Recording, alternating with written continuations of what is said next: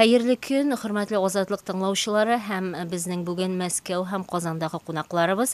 Без бүген шартнамә турында сөйләшәбез. 1994 елда Татарстан белән Русия Федерациясе арасында вәкаләтләрне бүлешү турында кабул ителгән һәм имзаланган шартнамәгә февраль айында 20 ел тула. Мәскәүдәге кунагыбыз, хөрмәтле Назиф әфәнде Мириханов, 1999 елдан бирле 2010 елга кадәр Татарстанның Русиядәге вәкиле булып эшләгән кеше һәм Казаннан яшь галим Айрат Фәйзрахманов. Айрат Фәйзрахманов Индус Таһиров белән бергә эшләгән, аның белән фәнни тикшерүләр алып барган кеше, шулай ук ул Бөтендөнья яшьләр форумының актив әгъзасы. Бик зур рәхмәт, хәерле көн, хөрмәтле кунакларыбыз. Шулай дип шартнамә 20 ел тулды. Аның инде икенчесе дә бар, дәвамы да бар. Аның икенчесенең мөддәте 2017 елга кадәр озайтылган. Назиф әфәнде, сездән башлыйсым килә. Менә сез Татарстанның вәкиле буларак иң озак эшләгән кеше, 10 еллап, ялгышмасам шулай бит. Менә сез үз эшегездә шартнамәгә нигезләнеп эшләдегезме, ничек файдаландыгыз аннан? Әлбәттә, шартнама безнең эшебездә нигез булып торды. Мин 99 елга килсәм дә, әле 2004 елларга хәтле шартнама нигезендә эш алып барылды. Һәм инде моны әйтеп үтәргә икътисад өлкәсендә дә, татар теленең статус өлкәсендә дә, халыкара мөнәсәбәтләрдә без шартнамага таянып зур эшләр башкардык. Иң кызыгы дип әйтимме, күңеллесе дип әйтимме, кайбер дәүләтләр шаярыпмы, чынлапмы, жюриме безне мөстәкыйль дәүләтнең илчесе буларак кабул итәләр протокол буенча. Бу беренче чиратта Балтик буй дәүләтләре, ислам дәүләтләре, төрки дәүләтләр.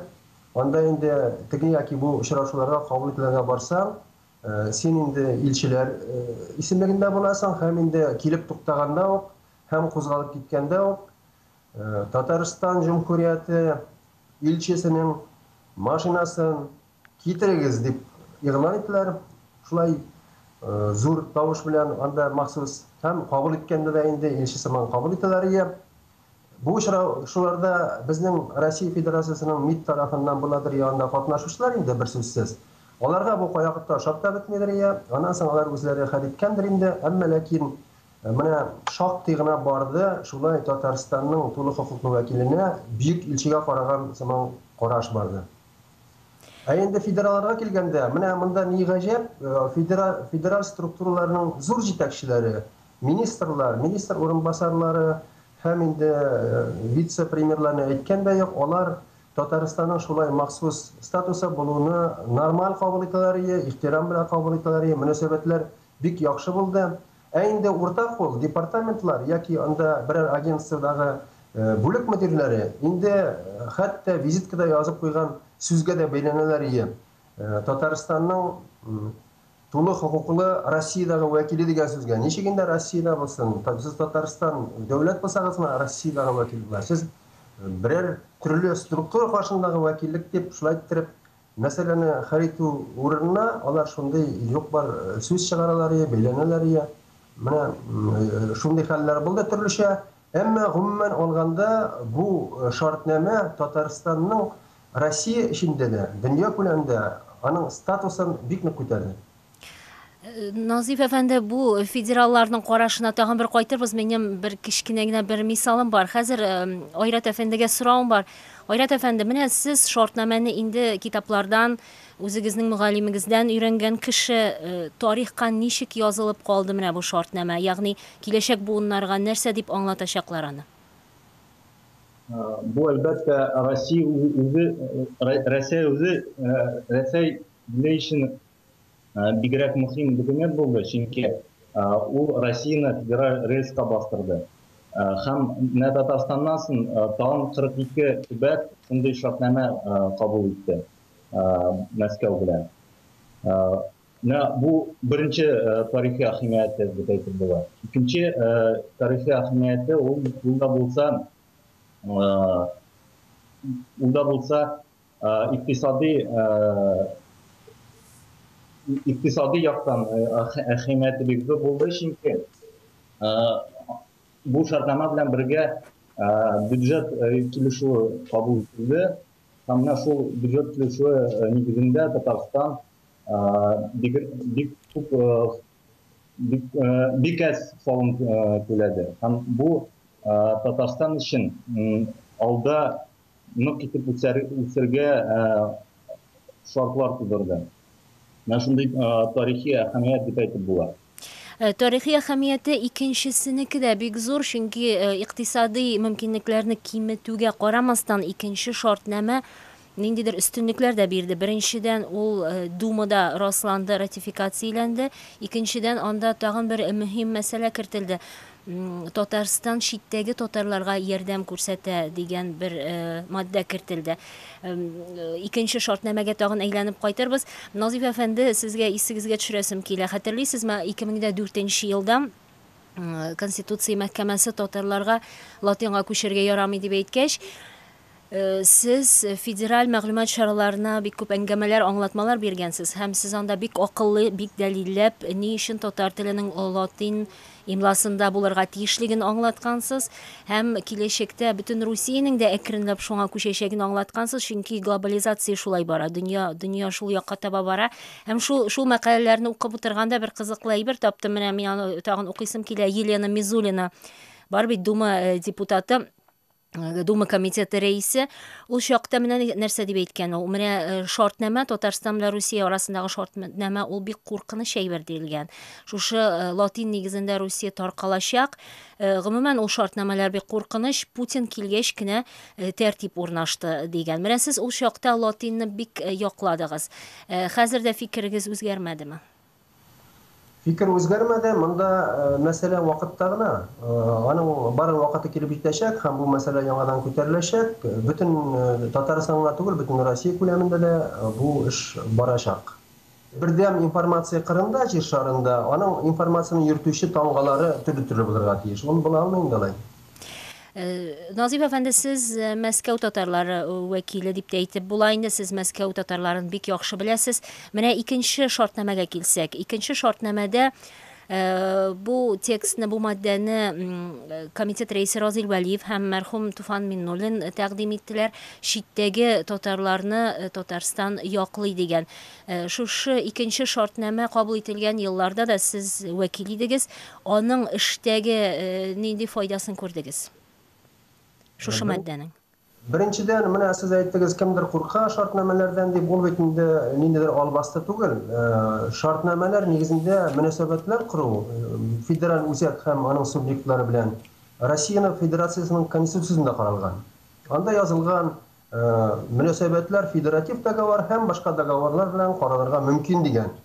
Беренчедән, икенчедән, инде Дәүләт Думасы 94 елга договорга бәйләнсә дә шартнамәгә, алар юкка чыгару күзлегеннән карамадылар, канунлаштыру турында. Шартнамәләр булырга мөмкин үзәк белән субъект арасында, әмма алар парламентта ратификация үтәргә тиешләр дип куйды федераль үзәк, һәм бу федераль закон булып кирип калды. Бүген дә без кирәк икән 17 елга шушы шартнамәне кулланып эшли алабыз. Чөнки ул федераль канун. Кирәк икән 17 елдан соң, әгәр теге яки бу мәсьәлә буенча ачыклык кертергә кирәк икән, андый мәсьәлә куя алабыз, тагын бу шартнаманы яки башка эштәлектә дәвам итергә. Бу барсы да Россиянең кануннары һәм төп кануны кысаларында эшләнә торган эшләр. Эштәлегенә килгәндә, аның курыксаң, курыкмасаң, ул инде парламент аша үткән документ, ул бөтен кеше өчен дә, бөтен Россия гражданнары өчен дә канун булып тора. Кайда гына эшләсә дә, кем генә булса да.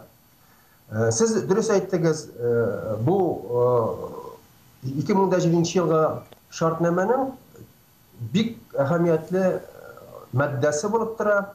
Татарстан Россиянең башка төбәкләрендә һәм чит илләрдә яшәүче татарларга рухи һәм мәдәни ярдәм күрсәтә дип. Моның шулай кирәклеген Россиянең үз мисалында исбат иттек, чөнки Советлар Союзы таралгач 25 миллион урыс телле халык дип әйтгәннең күпчелеге рус халкы бит инде чит илләрдә барлыкка килде, шундый диаспора буларак. Алар анда төрле кимсетүләргә дучар ителделәр. Россия мәҗбүр булды аларны яклау чаралары күрергә. Һәм инде Biz шул мисалда үзебезнең дә хаклы икәнне исбат итәргә җиңел булды. Һәм күпчелек эш әле безнең чит ил татарлары белән эшләгәндә Россия Федерациясының шушы чит илдә яшәүче ватандашлар белән эшләү өчен корылган структуралар аркылы бара. Ул атала инде Россодружество дип МИД каршындагы. Шуңа күрә чит илләр белән эшләгән ул безнең уртак байрак астында бара Россиянең.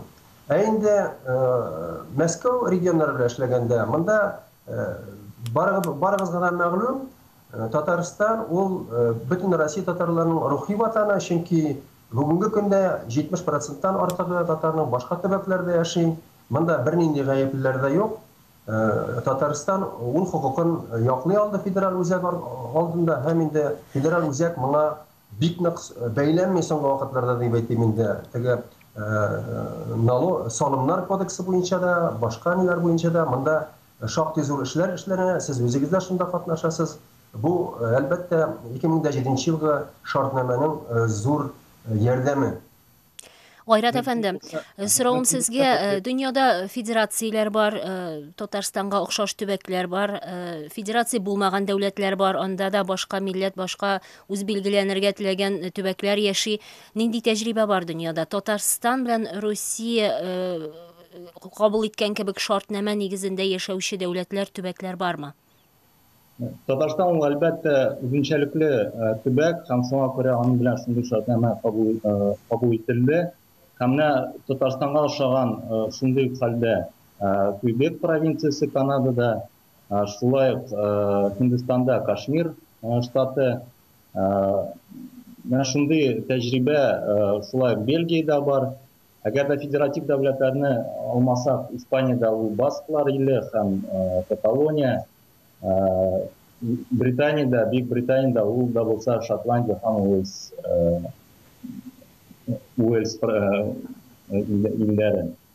Шулар белән аерым бер шартнама нигезендә дип әйтеп була, үзәк алар белән шулай эшләп килә.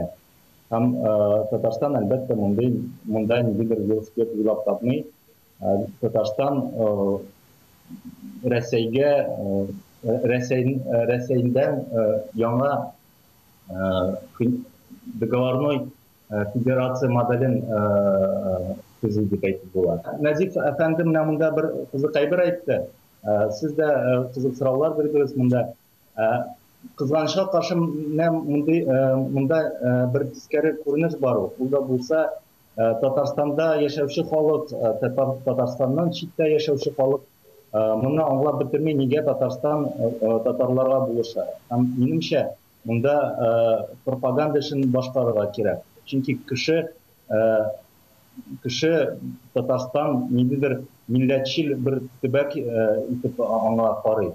Мәсәлән, YouTube'та бик күп итеп видео салынган, анда Миннихановны милләтчил президент итеп атыйлар. Томскта чыгыш ясаган иде һәм анда татарлар белән очрашты. Анда комментарийлар, бигрәк тә искәрек комментарийлар язылган. Кеше бу Татарстан татарларга булыша икәнен белми, Татарстан шундый милләтчил төбәк дип уйлый. Бу закон нигезендә башкарыла торган эш икәнен аңламый калды. Моны пропагандалау кирәк дип уйлыйм. Хәзер инде менә Татарстанның якын киләчәге турында сөйләшик. 2017 елга кадәр шартнама гамәлдә булачак, кануни төстә. Ләкин 2015 елга кадәр президент атамаларын бетерергә кушылган. Һәм шулай ук башка төрле борчулар да бар. Менә мин бу сөйләшүгә әзерләнгәндә берничә кеше белән сөйләштем, белгечләр белән. Аларның берсе шартнаманы әзерләүдә катнашкан, 3 ел буена барган сөйләшүләрнең беренче көненнән алып, аны имзалаганга кадәр катнашкан элекке депутат Фәндәс Сафиуллин белән сөйләштем. Хәзер аның әйткән сүзен кыскача гына сезгә дә тыңлатасым килә, чөнки үзен ишетергә кирәк. Миңа монда режиссер ярдәме кирәк. Фәндәс Сафиуллинны тыңлыйбыз. Иң беренче менә безгә хәзер иң мөһим мәсьәлә, өченче вариант шартнама турында түгел, республиканы республика буларак исән калдыру, президентыбызны президент буларак исән калдыру. Ул президент исемен бетерү дигән Россиянең законы, Россиянең конституциясына 5-6 статьясына каршы килә. Ул законсыз закон, президент исемен бетерү. Ул Россиянең бер генә нормасы, конституция нормасына да туры килми. Менә кайсы законны үтибез? Менә шул Россиянең конституциясын үтибезме? Әллә шуңа каршы килгән законны үтибезме? Мәсьәләне шулай дип куярга була. Айрат әфәнде, соравым сезгә, менә Русия һәм Татарстан хәзер нинди юлдан бара ала? Нәрсә дип фаразлап була? Беренчедән, бу безнең шартнама 2010 елга кадәр эшли. Һәм аның бу шартнама текстында Татарстан президенты дип язылган. Әгәр дә димәк монда Татарстан президенты исемен 2017 елга дәвам иттереп була. Бу федераль закон нигезендә. Киләчәк шартнаманың, икенче шартнаманың киләчәге турында сүз йөртсәк, минемчә Татарстанның моңа нигезе әлбәттә бар. Федераль законда язылган бу шартнамалар, әгәр дә төбәкнең нигезе үзенчәлекләре генә булса төзеп була. Татарстан әлбәттә тарихи үзенчәлекләре, икътисади үзенчәлекләре, географик үзенчәлекләре бар.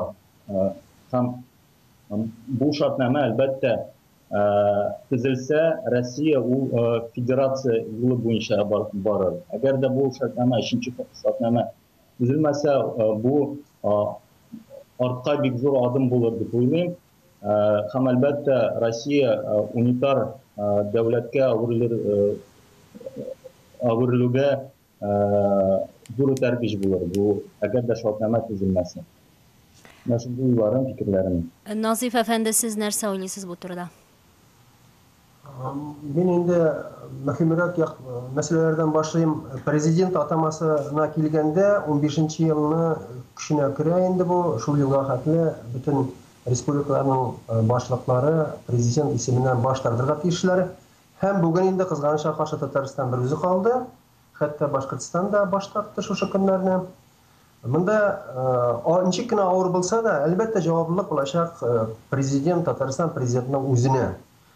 Бу канунны кабул иткәндә Рөстәм Нургалиевич әйткән иде, ярым шаярып, ярымчыны белән, мин Татарстан президенты буларак ант иттем, үзебезнең конституция кулында куеп диде. Шулай булгач, әле аның менә 15 елда инде яңадан сайлану вакыты җитә, һәм 15 елда законда кулга көченә керә вакыты чыга. Бик кискен мизгил булып алачак. Барсы да торачак менә безнең бүгенге президентыбызның сүзеннән, үзенең сүзеннән ничек тора алачак. Президент дигән исемне әлбәттә сакларга кирәк. Мин бу сөйләшүгә әзерләнгәндә инде әйтүемчә берничә кеше белән сөйләштем. Аларның берсе галим тарихчы Индус Тахиров иде. Индус Тахиров та нәкъ шундый ук фикерне әйтте. Тарих үз юлына бөтен әйберне чыгара диде ул. Татарстан өчен бу юл җиңел булыр дип беркем дә көтмәде. Татарстан дөрес юлында, без беттек дип яшәү дөрес түгел. Акыллы башлар, кануннар белән эшләүче акыллы башлар кирәк диде. Индус әфәнденең, Назиф әфәнде, сезгә бер соравы бар. Һәм Былай дип сорарга куштым, яны укып та бирәм. Назиф әфәнде үзенең Мәскәүдәге абруе, тәҗрибәсенә нигезләнеп, Татарстанга республика статусын сакларга, президентын сакларга ничек тә булса ярдәм итә аламы дип сорады. Һәм үземнән өстим, сез үзегез тирәгезгә Мәскәүдәге абруйлы милли җанлы татарларны җыеп, иҗтимагый хәрәкәт, сәяси хәрәкәт кебек бер көч тупларга һәм үз сүзегезне Мәскәүдә әйтергә теләгез, көчегез, гомумән Мәскәү татарларының мондый теләге бармы? Мәскәү татарларының мондый теләге бар, бик борчылып алар күзәтәләр хәлләрне, әмма менә актив эшләр әлегә башкарылмый. Бу Индус Ризагулына бик зур рәхмәт, искә төшереп үтте. Бу чынлап та мондагы җәмәгать ресурсын, гражданнар җәмгыятенең көчен кулланырга була. Бу турыда мөрәҗәгатьләр кабул итү турында уйлап карарбыз. Мөмкин булса, мин Татарстан президентының беренче Татарстан президентының сүзләрен китерәсем килә. Мөмкинме? Әлбәттә. Менә 2007 елда Шәймиев менә шундый сүзләрне әйткән иде. Русия алга таба федератив республика буларак үсәргә тели икән, республикалар белән мөнәсәбәтләрне шушындый шартнамәләр нигезендә төзергә тиеш. Демократик Россия бары тик федератив дәүләт рәвешендә генә була ала. Менә шундый сүзләр, минемчә, мин бу сүзләр белән әлбәттә килешәм, куллап. Бик зур рәхмәт, хөрмәтле кунакларыбыз. Безнең вакытыбыз тәмамланды. Киләсе очрашуларга кадәр сау булыгыз. Рәхмәт. Сау булыгыз.